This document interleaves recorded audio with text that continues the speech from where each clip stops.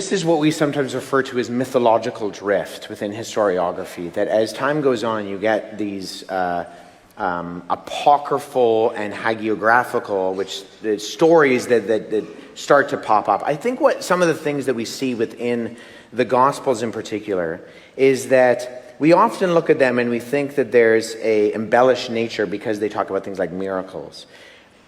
All you have to do, though, is read some of these other Gospels that I referenced in terms of the Gnostic Gospels, and actually you find what real true embellishment is.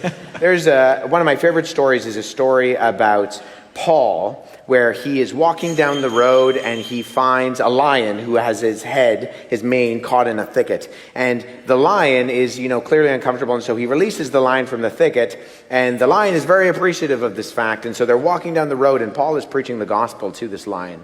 And so this lion is just so moved by the message that he's heard that he receives the gospel and comes to faith and is baptized.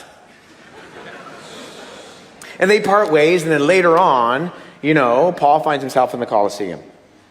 And in the Colosseum, who happens to walk out? The good old Christian lion. Now, this is embellishment. This is what we see and can say, okay, like there's something going on here. And in fact, compared to a lot of these stories that we find in the later centuries, the Gospels are actually very matter of fact. And this comes across in the way that they're communicated. Why do I not think that mythological drift is taking place? I do not think that it's taking place because we see so many instances where, say for example, Jesus is crucified in Jerusalem. And then his immediate disciples go out and come back to Jerusalem to preach that message on Pentecost. This is ground zero.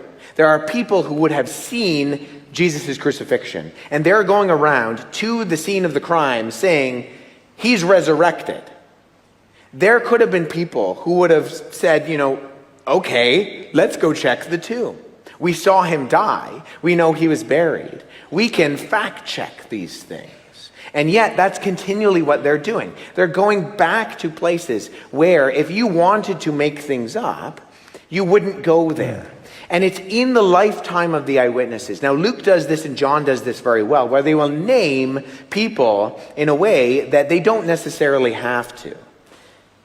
I believe it's Luke who says that, Simon of Cyrene has two sons, and one of them is named this. And he does that because what he's doing is that is an ancient form of citation. It's most likely that some of these characters that are kind of background referenced are individuals who are well known within the early Christian community.